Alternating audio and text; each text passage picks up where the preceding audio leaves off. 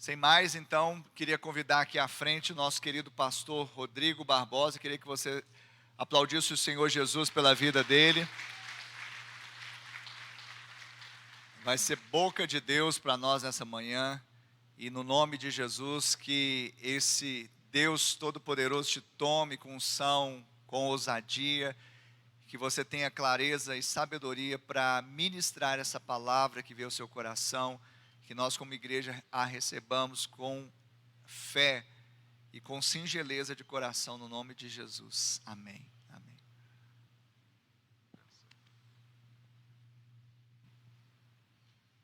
Aleluia. Bom dia, irmãos, paz e graça. Deus abençoe vocês ricamente em nome de Jesus. Amém. Quem aqui está com o coração desejoso de receber a palavra do Senhor? O pastor Ricardo, na abertura do culto, ele estava falando sobre isso, né? De nós como uma terra seca que anseia por águas, que tem sede do Senhor. E eu creio que essa é a única expectativa de quando nós nos levantamos, saímos da nossa casa para virmos à casa do Senhor. É o desejo por Ele, é o desejo pela Sua palavra, pelo mover do Seu Espírito. Não é? Todos nós estamos reunidos aqui com um único propósito: de adorar e de engrandecer o nome do Senhor, de exaltar o Teu nome. E nós estamos aqui com os nossos corações desejosos daquilo que Deus deseja fazer. E eu quero, começar, antes de começar a ministrar, perguntar ao teu coração: se nós tivéssemos em cada coração aqui um termômetro, qual que é a temperatura do teu coração, daquilo que hoje você tem sede e desejo, daquilo que Deus quer fazer na tua vida? Eu queria colocar o teu coração até antes de começar esta palavra. O pastor Ricardo estava falando sobre Mateus 6, sobre a ansiedade. Para nós não vivermos ansiosos, porque o Senhor Ele tem cuidado de nós. Eu queria que você agora lançasse sobre o Senhor toda a tua ansiedade. Levante as suas duas mãos no teu lugar, levante bem alto. Você é servo de Deus, tem vigor do Espírito Santo. Feche os teus olhos. Você agora vai pensar exatamente nesses problemas. Você vai pensar agora naquilo que talvez tenha tirado a tua paz, aquilo que tem te incomodado, que tem te entristecido. Talvez seja uma situação no teu trabalho, na tua família. Você vai falar agora: Senhor, no teu nome, eu ouvi a tua palavra, e a tua palavra me ensina a lançar sobre ti a minha ansiedade. E eu quero lançar agora, Pai, sobre ti cada preocupação, aquilo que tem afligido o meu coração, eu lanço sobre ti. Mas nesta manhã, Senhor, eu abro o meu coração para ouvir a tua voz.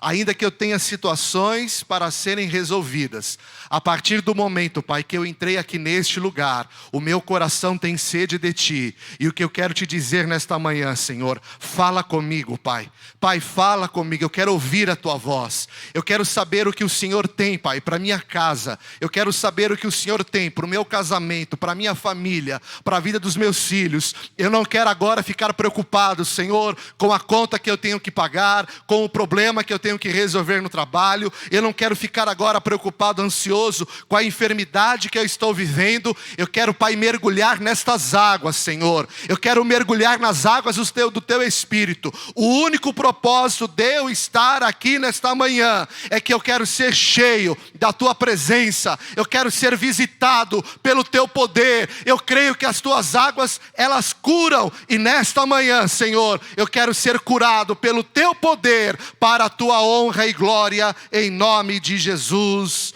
Amém, aleluia. Dá um glória a Deus, aplauda bem forte ao Senhor.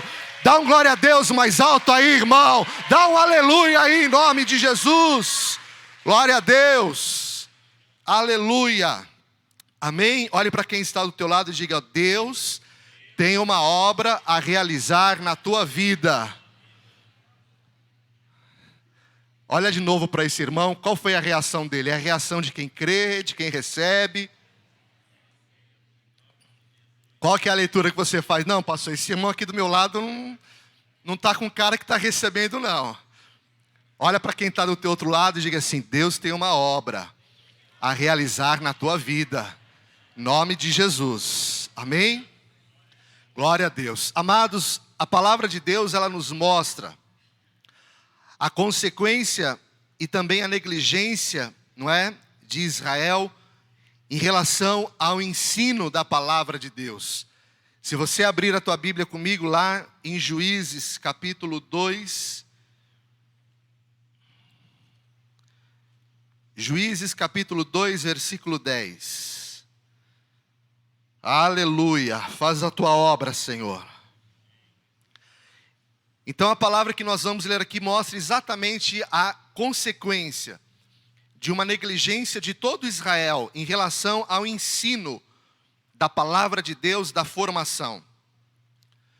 Juízes 2:10 diz assim: depois que aquela geração morreu e se uniu a seus antepassados, vamos ler juntos aqui, diga: surgiu uma nova geração que não conhecia o Senhor, nem tinha visto as grandes coisas que ele havia feito por Israel. Nós estamos falando de um povo de Israel, aliás, que vocês também estejam orando, né, pela paz de Israel, pela paz de Jerusalém. Vocês viram o que tem acontecido lá. Mas aqui a palavra ela vai falar sobre um povo que tinha um Deus poderoso, um povo que viveu o milagre, que viveu o manifestar da glória de Deus. Desde Abraão, o povo de Israel foi marcado por milagre. O povo de Israel foi marcado pelo poder e pela glória de Deus. Mas a Bíblia está dizendo que depois daquela geração, depois dela ter morrido, nasceu uma nova geração, diga assim, que não conhecia o Senhor. Glória a Deus que nós estamos aqui nessa manhã para ouvir a palavra. Mas se você parar para meditar juntamente comigo, ao mesmo tempo que nós estamos aqui agora para ouvir a palavra e servir a Deus, nesse mesmo momento, se você for agora em vários bares em Uberlândia, tem pessoas que estão lá bebendo. Se você for agora no hospital, tem pessoas que estão lá no hospital, enfermas e que não conhecem ao Senhor. Há uns domingos atrás, eu tinha ido no hospital visitar um irmão que estava enfermo e estava internado. E depois de orar por ele, tinha um senhor no quarto. E eu fui orar por aquele senhor com o coração cheio de amor para dar, pastor Margela. Eu falei, eu vou orar por esse senhor. Deus pode fazer uma obra na vida dele. Eu me apresentei, cheguei diante dele e falei para ele assim: Sérgio, tudo bom? Prazer, meu nome é Rodrigo. Eu vim aqui orar, né, pelo Murilo. Eu posso orar pela tua vida? Sabe qual foi a resposta dele? Eu não preciso de oração. Eu não creio em Deus. Essa foi a resposta dele. E ele afirmou veementemente. Ele disse: eu sou ateu. Eu estou aqui no hospital. Os médicos vão cuidar de mim, os enfermeiros e o medicamento. Se o tratamento der certo, deu. Se não der certo, não deu. Então talvez para nós que estamos aqui é muito fácil falarmos das coisas de Deus porque nós conhecemos. Mas ao passo que nós estamos aqui, existem muitas pessoas, não só em Uberlândia, no Brasil e no mundo inteiro, que elas não conhecem ao Senhor. Mas aqui em Israel nós estamos falando de pessoas que viveram em Deus, que experimentaram o poder de Deus, mas aquela geração, quando ela morreu, elas não deixaram um legado. Elas não deixaram uma herança, não é? Nós consagramos aqui nessa manhã a Sofia, a filha da Estela. Nós consagramos uma criança e o pastor, durante a oração, ele disse que ela seja a resposta para essa. Quem ouviu o pastor Ricardo falar isso? Nós estamos falando de uma geração que morreu, mas a geração que nasceu não conhecia ao Senhor. E eu quero perguntar para você nessa manhã: qual é a geração que vai responder? Qual é a geração que vai ser a resposta para a terra nos dias de hoje, daquilo que nós estamos vivendo? Nós podemos falar que os dias eles são maus. Saiba que em Israel, há 20, quase mais de 20, 30 anos, O máximo que ocorreu em Israel foi algum conflito na faixa de Gaza, em que morresse 3, 4, 5 pessoas. Mas nesse conflito, o grupo Hamas terrorista na divisa ali da faixa de Gaza, eles invadiram o território de Israel. E eles mataram crianças, mulheres, eles sequestraram pessoas. Já tem notícia que tem mais de 500 pessoas mortas. Nunca houve um conflito como esse que nós estamos vendo em Israel. Nós não sabemos o dia ou a hora. Diga assim, mas Ele está voltando. E amados, se Ele está voltando, nós precisamos abrir os nossos olhos espirituais e entender. Nós fazemos parte da geração que vai anunciar a volta do Senhor. Vocês creem nisso? Quem crê que você faz parte da geração que vai anunciar a volta do Senhor? Então nós fazemos parte da geração que vai levar a palavra de Deus, a salvação de Deus, àqueles que não o conhecem. Então, o povo de Israel, eles morreram, aquela geração, e eles não deixaram um legado. Uma nova geração que não conhecia, ela se levanta. E olha que interessante isso. Quando essa nova geração se levanta, ao invés de Israel viver um avanço, porque eles poderiam avançar firmados num fundamento que já estava construído. Não havia fundamento. Eles tiveram que construir de novo. Eles tiveram que formar de novo as pessoas na palavra. Eles tiveram que estabelecer novos fundamentos para que pudesse haver uma continuidade. Porque ao passo que aquela geração, ela morreu, ali houve uma ruptura. Nós que estamos aqui nessa manhã, o Senhor nos chama a trazer salvação sobre a nossa casa. O Senhor nos chama a vivermos em família a sua obra poderosa. E eu quero perguntar aqui nessa manhã, quem aqui é pai? Quem aqui é mãe? Levante a sua mão. Levante a sua mão, por favor, fica com ela em pé, não abaixe.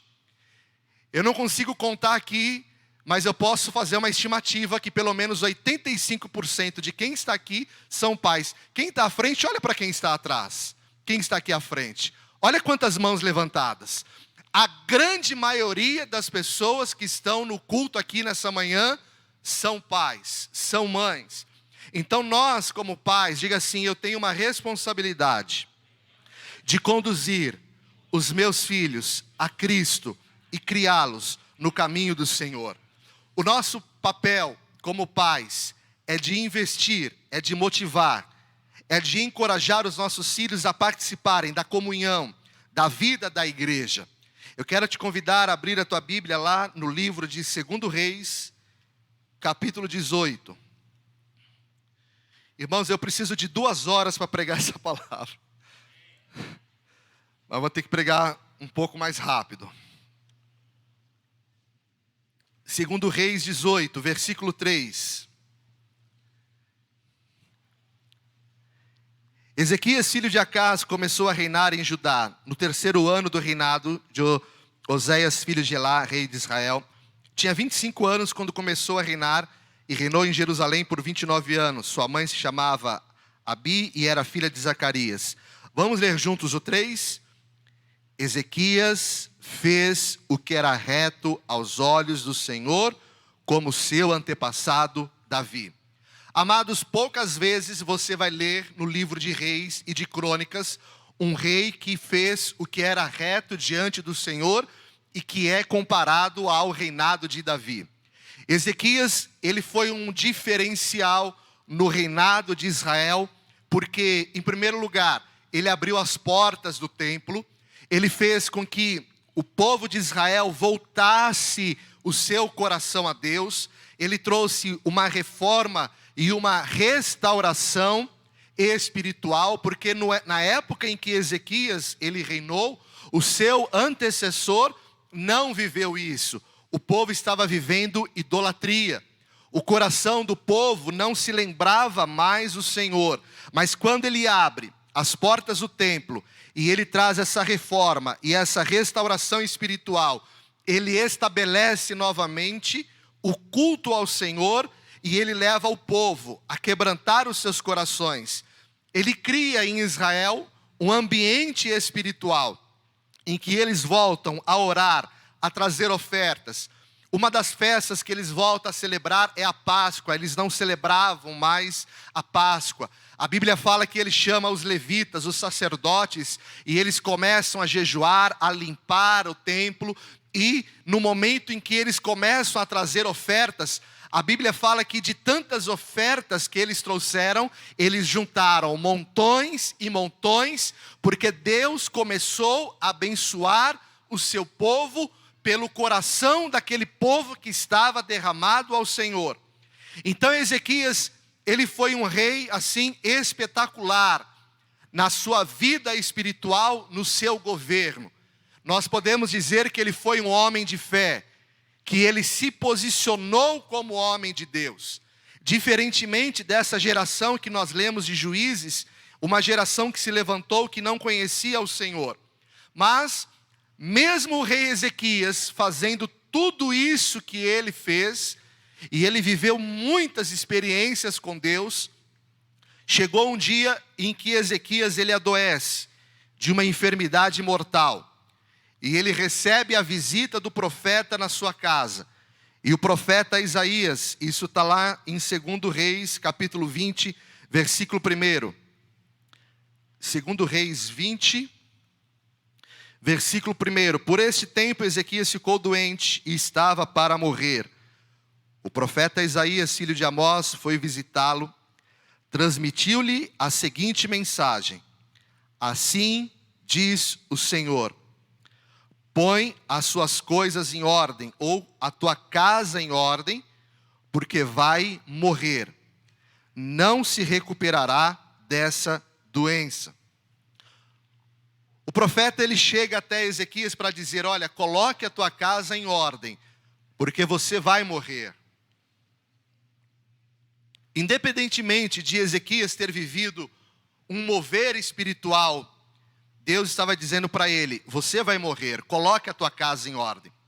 Nesse ponto da história que nós estamos lendo, nós precisamos entender o que estava acontecendo. Deus estava ordenando a Ezequias que ele fizesse algo a respeito da sua casa. Essa era uma determinação de Deus: coloque a tua casa em ordem. Deus informa da sua morte, mas a Bíblia não menciona exatamente o dia que ele iria morrer. Mas a Bíblia o alerta: coloque a tua casa em ordem, porque morrerás. E essa frase, ponha em ordem, no hebraico, é traduzido pela palavra tissivá, que significa ordenar, encarregar, decretar, nomear, comissionar. Deus ele não estava falando apenas da morte física de Ezequias. Deus estava advertindo Ezequias sobre a sua omissão em relação à sua casa. Deus estava dizendo: olha, você vai morrer e você precisa colocar a tua casa em ordem. A Bíblia fala que ele ora e Deus envia o profeta para que volte à sua casa. E eu creio que a oração daquele homem não mudou a vontade de Deus. Mas Deus estava dizendo para Ezequias: eu vou te dar mais 15 anos de vida. Nós não podemos acrescentar um côvado, mas Deus pode acrescentar mais 15 anos. Deus estava dizendo: Ezequias, eu vou te dar mais 15 anos de vida, mas isso que eu estou realizando tem um propósito. Diga assim: tudo que Deus me dá, fala com voz de fé, diga: tudo que Deus me dá tem um propósito. Deus te deu um marido, Deus te deu uma esposa, tem um propósito. Deus não estava dando 15 anos a mais para Ezequias, pastor Magela, para ele fazer um pacote turístico, né? E sair viajando. Deus não deu 15 anos a mais para Ezequias para ele viver a vida. Deus deu 15 anos a mais para ele por um propósito: colocar a casa em ordem, fazer aquilo que ele não havia feito. E o que ele precisava fazer? O rei Ezequias precisava preparar a sua continuidade geracional. Aquilo que ele não havia feito, não é, na sua casa com o seu filho, ele deveria fazer. Ele deveria formar o seu filho nos caminhos do Senhor. Porque depois de Davi, ele foi um rei que fez tudo que era vontade de Deus. Mas se nós lermos aqui, vamos ler aqui 2 Reis 20, versículo 12. Quantos anos a mais Deus deu a Ezequias? 15. 15 anos. 2 Reis 20, versículo 12. Diga: pouco tempo depois, Merodach-Baladã, filho de Baladã, diga rei da Babilônia, enviou cartas e um presente para Ezequias, pois soube que o rei tinha estado muito doente. Diga assim: Ezequias recebeu os mensageiros babilônicos e lhes mostrou, diga, tudo o que havia na casa do tesouro. A Babilônia ficou sabendo que o rei Ezequias havia ficado doente, que era uma enfermidade para a morte. Ela envia mensageiros com presentes para o rei Ezequias. E o que o rei Ezequias ele faz? Ele recebe aqueles mensageiros. Eu queria que você lesse em casa depois esse texto. E ele mostra para os mensageiros todo o seu tesouro, todas as especiarias, os óleos. Ele mostra o seu arsenal de guerra. Não houve nada em seu palácio, nem nada em seu domínio, que o rei Ezequias não mostrasse a os mensageiros da Babilônia. E eu queria falar ao teu coração: nós não podemos mostrar os nossos tesouros. Diga assim: o meu tesouro é a minha família. Diga: o meu tesouro é o meu casamento. Diga: o meu tesouro são os meus filhos. Preste atenção, amados. O rei ficou doente, iria morrer. Deus deu mais 15 anos para ele com o propósito de formar o seu sucessor. Aí me vem os mensageiros da Babilônia e lá vai o bonitão do rei Ezequias abrir as portas da sua casa para mostrar toda a sua intimidade, toda a sua particularidade com alguém que não temia ao Senhor, com alguém que não servia a Deus. Ele mostra todos os seus tesouros. E o que nós aprendemos com essa passagem? O profeta pergunta ao rei e fala assim: o que viram no seu palácio? O rei responde: viram tudo. E o profeta diz a ele: tudo o que eles viram será levado para a Babilônia.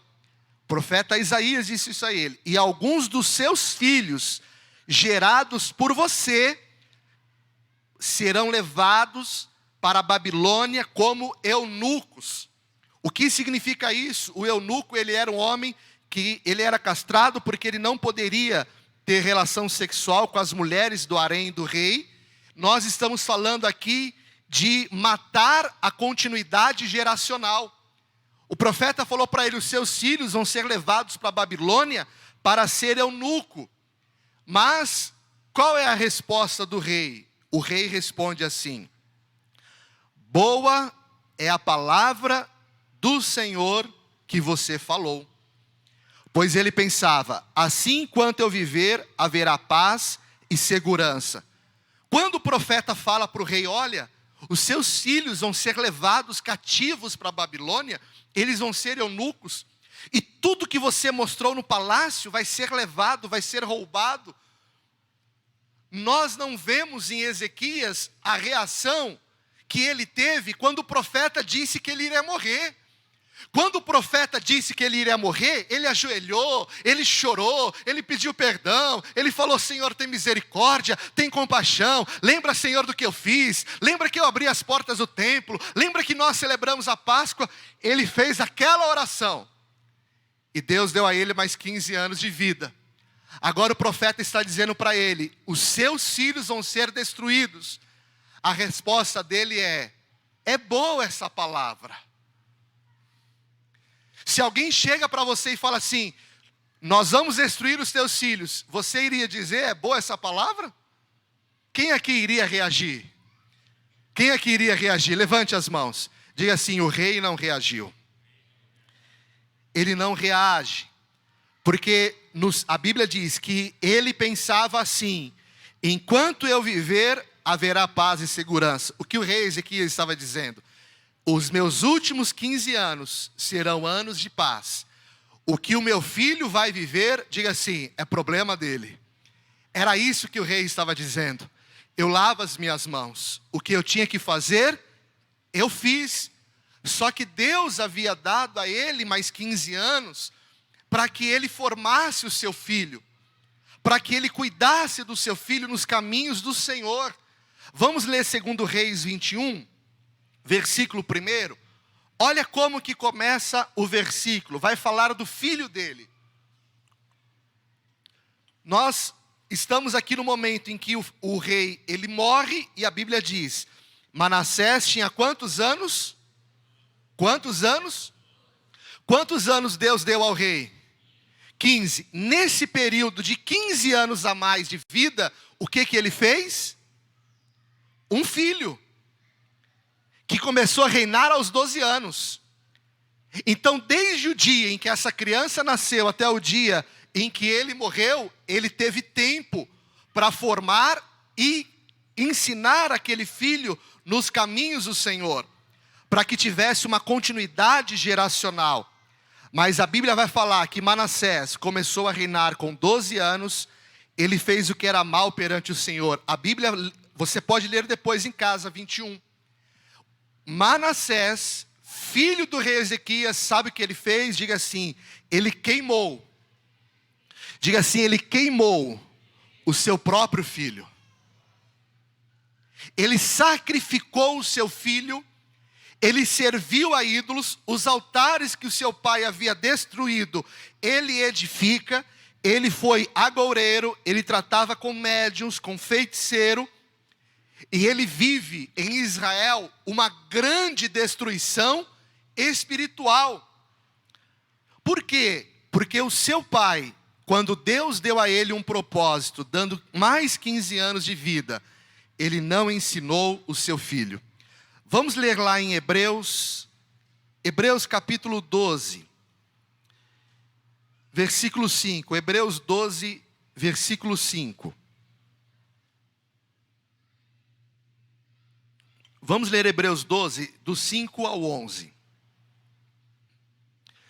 Acaso vocês se esqueceram das palavras de ânimo que Deus lhes dirigiu como filhos dele? Ele disse: meu filho, não despreze a disciplina do Senhor, não desanime quando ele o corrigir, pois o Senhor disciplina quem ele ama e castiga todo aquele que aceita como. Enquanto suportam essa disciplina de Deus, lembre-se de que ele os trata como filhos.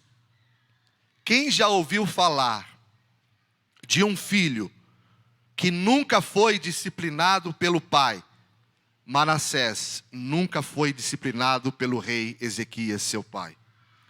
Se Deus não os disciplina, como faz com todos os seus filhos, significa que vocês não são filhos de verdade, mas ilegítimos.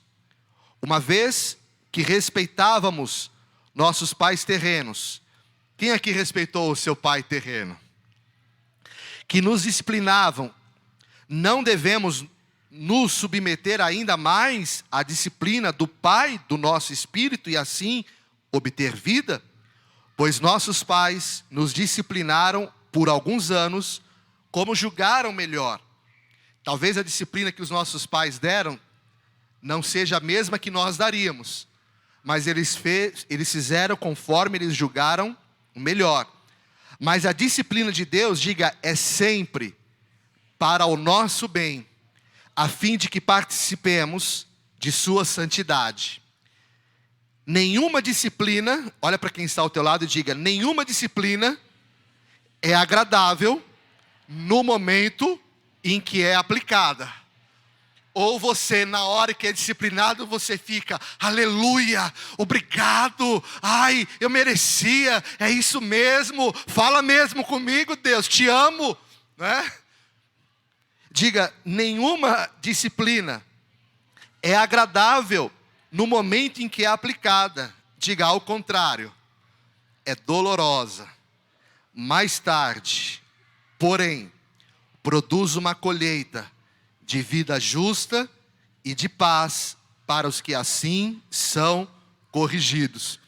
Eu estava lembrando um dia, eu estava ali no bebedouro, eu bebendo água, o pastor Ricardo, falei, nós vamos bater um papo aqui agora, a gente conversando.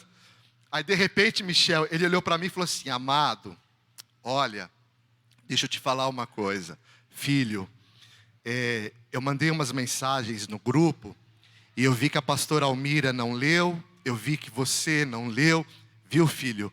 Quando eu mandar algumas mensagens, é importante que do casal, pelo menos um dos dois, leia a mensagem, ouça o áudio, porque é alguma coisa importante que tem que ser tratada. O que é isso? Uma disciplina. Mas para quê? Para correção, para crescimento. A disciplina, como nós lemos aqui, no momento em que nós a recebemos, talvez ela não é agradável, mas ela é aplicada para trazer, diga assim, ela produz uma colheita de vida justa e de paz para os que assim são corrigidos. Amém?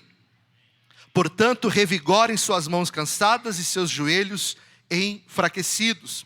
Então, diga assim, Deus corrige a quem ama.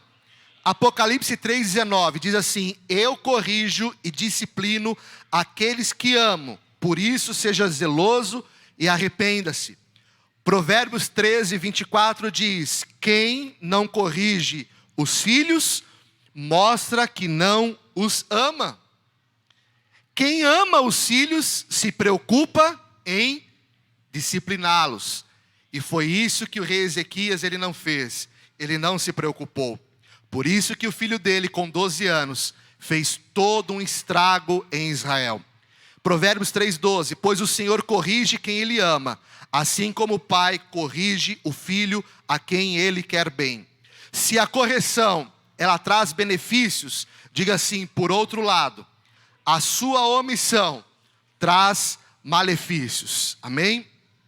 A Bíblia vai falar também do sacerdote Eli, que foi omisso em sua autoridade como pai e sacerdote. A Bíblia diz que ele sabia tudo o que os seus filhos faziam, mas ele omitiu na correção, na formação e na direção em relação aos seus filhos. 1 Samuel 2, você pode ler depois, vai falar sobre todo esse contexto de Eli e os seus filhos, lá em 1 Samuel 2. 1 Samuel 2,17 diz que os filhos dele roubavam as ofertas e que eles ainda se prostituíam na porta do templo. O versículo 22 vai mostrar que Eli sabia tudo o que acontecia.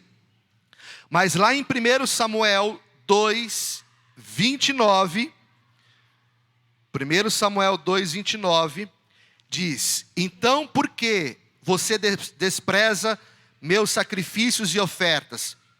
Deus falando para Eli, por que você honra seus filhos mais do que a mim?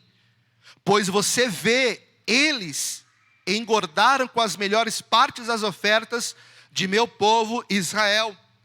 Deus estava repreendendo Eli, dizendo, olha, você sabe, você viu por anos o que os seus filhos fizeram.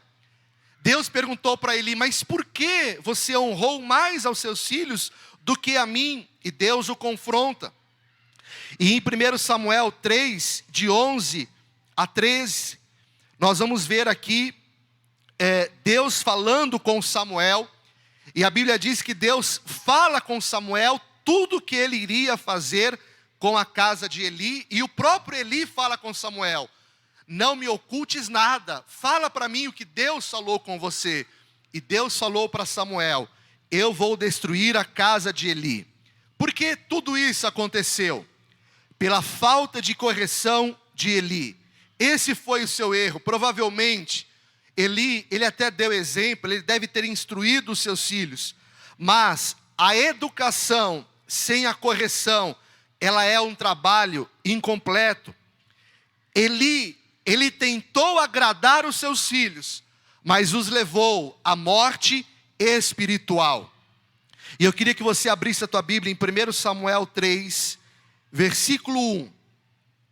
1 Samuel 3, versículo 1 diz: enquanto isto, diga assim comigo, o menino Samuel servia ao Senhor, ajudando Eli. Diga assim, naqueles dias, as mensagens do Senhor eram muito raras. Diga assim, as visões não eram comuns.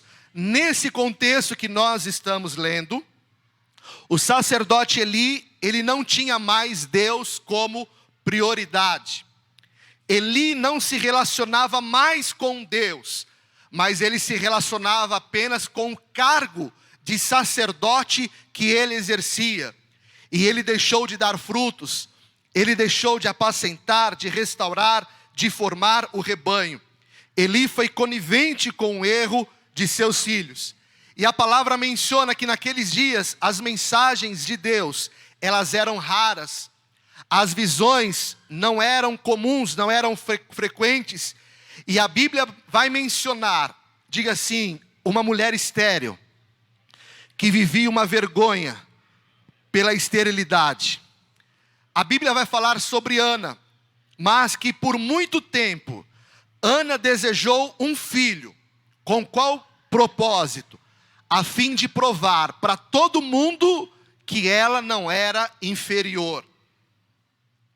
Ana queria ter um filho para dar satisfação à sua concorrente Penina e a todos que falavam mal dela. Ana passou a vida gastando energia em buscar a Deus para ter um filho, criando uma expectativa que colocaram sobre ela de que ela deveria ser mãe. Quando Ana entendeu o destino e o propósito que Deus tinha para ela, ela passou a desejar em gerar para Deus. Enquanto Ana queria gerar somente por ela, para que ela fosse mãe e pudesse dar uma resposta à sociedade, Deus fechou a sua madre. Quando ela entendeu que Deus queria que ela gerasse, não para ela, mas que ela gerasse para Deus, Deus fez o milagre. Nós estamos vivendo um tempo em que Deus está nos chamando em ouvir a sua voz e gerarmos para Ele. Diga, eu estou aqui nessa terra com um único propósito. Levante a tua mão e diga, gerar para Deus. Aleluia. A nossa vida só vai ter sentido se nós gerarmos para Deus. Sonhos que alegram a nossa alma não nos faz ser realizados. Aquilo que nos faz realizados é quando nós geramos para Deus. 1 Samuel 1:11, ela faz uma oração quando ela era estéril, e ela faz um voto diante de Deus. E ela diz assim: então fez o seguinte voto: ó Senhor dos exércitos, se olhares com atenção para o sofrimento da tua serva, se responderes a minha oração e me deres um filho, diga assim, eu o dedicarei para sempre ele ao Senhor. Deus, Ele quer nos dar um Samuel. Mas o Samuel que Deus quer nos dar é para nós consagrarmos a Ele. O filho que nós geramos, nós não geramos eles para nós, mas nós geramos eles ao Senhor, para que eles sejam a resposta que esta geração precisa, em nome de Jesus. Aleluia. Ana buscou o Deus do impossível, entendendo que o milagre que ela desejava viria por um propósito. Deus só realiza milagres na nossa vida quando aquele milagre tem um propósito. Se o milagre não tem um propósito de gerar e glorificar a Deus, o milagre não vai acontecer. Ana, quando ela se quebranta diante de Deus, ela começa a entender no seu coração: eu não vou viver o filho porque eu quero, simplesmente porque eu desejo. mas eu vou entregá-la ao Senhor. Diga assim: muitas vezes o homem deseja algo que é bom. Diga assim: mas com a motivação errada. Diga: por isso não será atendido. Ana buscou o Deus do impossível, entendendo que o milagre que ela desejava viria por um propósito. O seu voto a Deus, feito pela fé, deu a Deus o que ela não tinha, mas a fé deu a ela a certeza que aconteceria. Ana poderia dizer: os filhos de Eli, Hofni e Finéias, eles eram prostitutos. Eles roubavam as ofertas, eles se prostituíam na porta do templo. Ana poderia dizer, não é, pastor Ricardo? Meu Deus, eu sou estéril. Ela poderia dizer: glória a Deus. Ainda bem que eu não posso ter filho, porque ela poderia olhar para Hofni e Finéias e falar: o que vai ser do meu filho nesse mundo? Mas quando ela dobrou o joelho para orar, Deus falou para ela: o que vai ser desse mundo sem o teu filho? Deus estava falando: Ana, eu vou gerar em você um filho, porque ele vai ser o profeta que será a resposta para esta geração, em nome de Jesus. Deus estava trabalhando o coração dela. Diga assim: o propósito só faz sentido quando buscamos sentido do propósito e da vontade de Deus. Aleluia!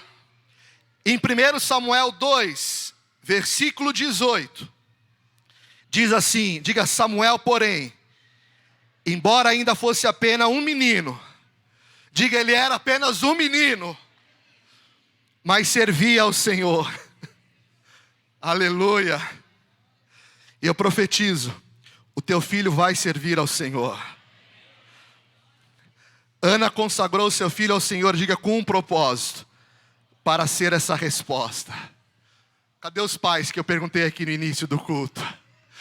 Os seus filhos vão ser pastores, mestres, profetas, apóstolos, levitas, adoradores, missionários, homens e mulheres de Deus, ungidos.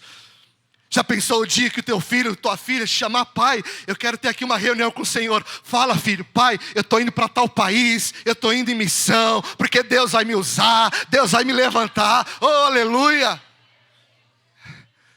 Quem aqui teve um filho para ser médico? Quem aqui teve um filho para ser engenheiro, advogado, professor?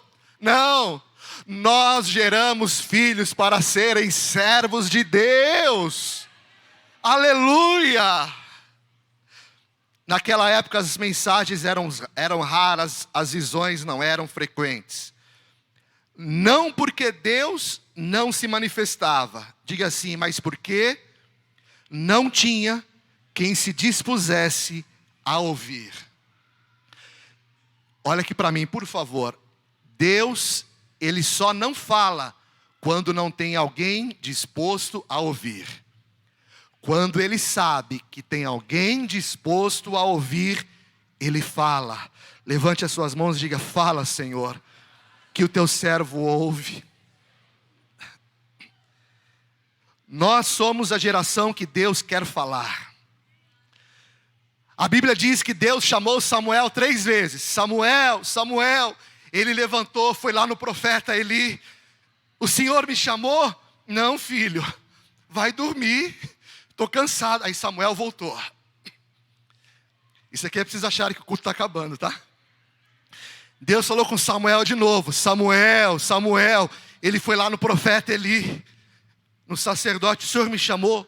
Não, meu amado, me deixa dormir. Aí Samuel voltou, falou: misericórdia, o que está acontecendo? Aí a terceira vez, Samuel, Samuel, ele voltou. Não é possível, meu filho. Olha, vamos fazer o seguinte. Eu sei que voz é essa que está falando com você. Só que essa voz, Samuel, ela não fala mais comigo.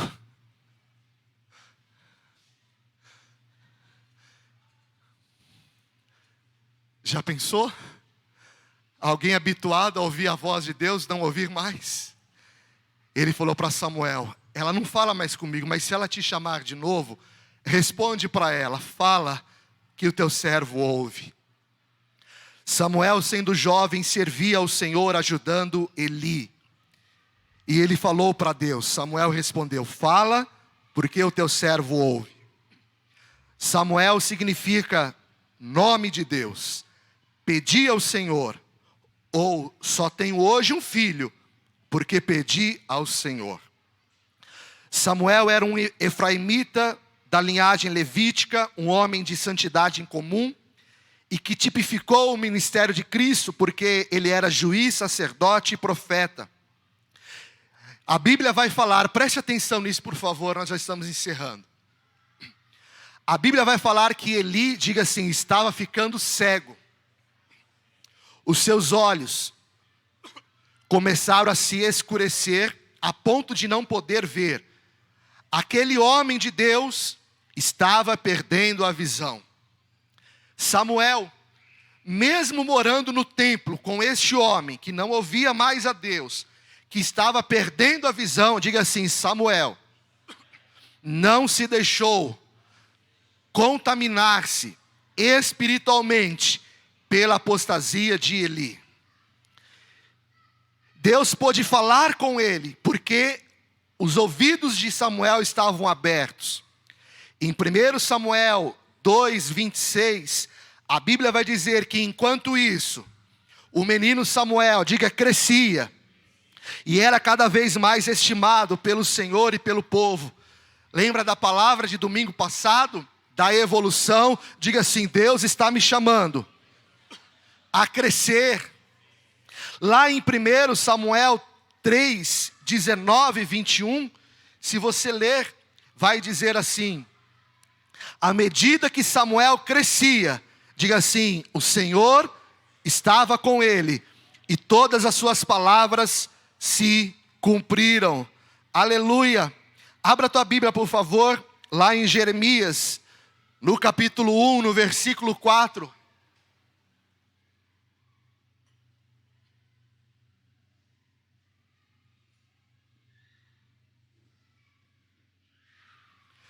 A mim veio, pois, a palavra do Senhor dizendo, antes que eu te formasse no ventre materno, eu te conheci, e antes que saísses da madre, te consagrei, te constituí profeta às nações.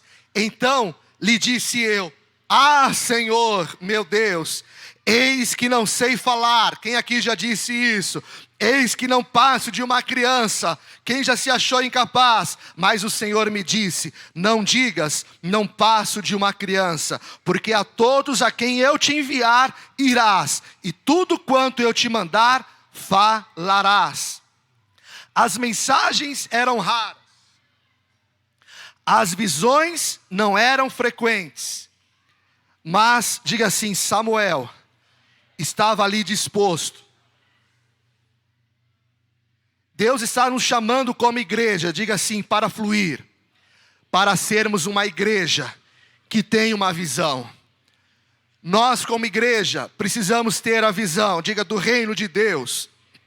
Diga, ser uma igreja que faz discípulos. Quem aqui quer ser discipulado? Quem aqui quer ser discipulado? O discipulado ele traz disciplina, ele vai trazer amor, cuidado, mas ele vai trazer confronto.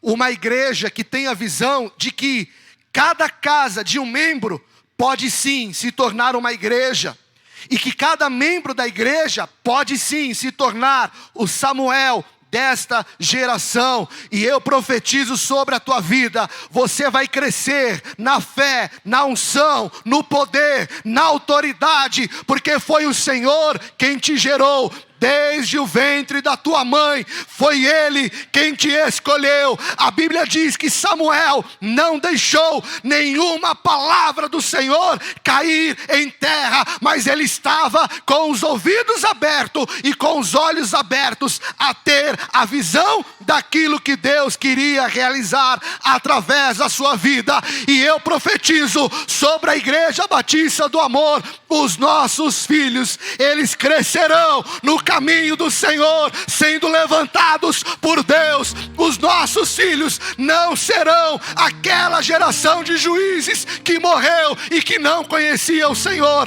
mas será a resposta de Deus para esse tempo, em nome de Jesus. Aleluia!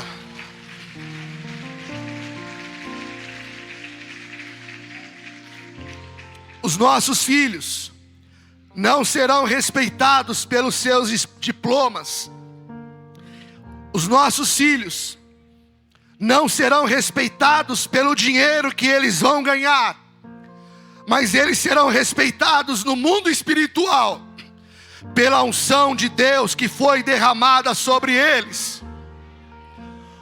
A maior herança, o maior legado que um pai pode deixar para os filhos, levante a tua mão e diga: é o Senhor. Deixa eu falar uma coisa ao teu coração. O dia que você estiver na formatura do teu filho, da faculdade, pode se alegrar. Mas o dia que você vê o teu filho ajoelhado no altar, e um homem de Deus derramando óleo sobre a cabeça dele, faz isso com os meus filhos, Senhor. Faz isso com os nossos filhos, Pai. O dinheiro nas mãos de quem não tem propósito é só um papel. É só um papel. Eu quero concluir esse culto dizendo que lá no livro de Joel, o Senhor profetizou que o seu Espírito seria derramado sobre toda a carne. E essa promessa se tornou possível em Jesus Cristo. Nós vemos isso no dia de Pentecostes. Diga assim: o dia de Pentecostes tem que ser a minha realidade diária. E em Joel 2:28 diz: então, depois que eu tiver feito essas coisas. Cadê o Samuel aqui da Iba? Quem aqui é o Samuel de Deus para esse tempo? Quem aqui é o Samuel de Deus para esse tempo? Depois dessas coisas, derramarei meu Espírito sobre todo tipo de pessoa, seja homem, seja mulher, seja alto, baixo, gordo, magro, branco, negro, pobre, rico. Seus filhos e suas filhas profetizarão. Os vossos velhos terão sonhos, e os jovens terão visões. Aqui na Iba, o Espírito do Senhor será derramado sobre toda a carne, sobre todo tipo de pessoa. Aleluia, levante as suas mãos no teu lugar, fique em pé onde você está. Os nossos filhos profetizarão, os nossos jovens terão visões. Levante as suas mãos. Eu vim aqui falar o teu coração. Não adianta você ser Ezequias e fazer tudo o que foi feito. Nós não fomos chamados para ser Ezequias, nós não fomos chamados para ser Eli, nós fomos chamados para gerar Samuel. Deus quer gerar Samuel aqui na Iba, no meio dos teens, nas células dos teens. Deus vai gerar muito Samuel. Lá na Iba Kids, Deus vai gerar muito Samuel. Mas nessa manhã, se você está aqui com teu coração ardendo, o Espírito de Deus vai ser derramado sobre a tua vida. Levante as suas mãos, comece a desejar, comece a orar em línguas no teu lugar. Comece a falar: Senhor, quebra toda marca de morte da minha família. A minha família vai ser salva. Os meus filhos serão marcados pelo teu poder. Aleluia.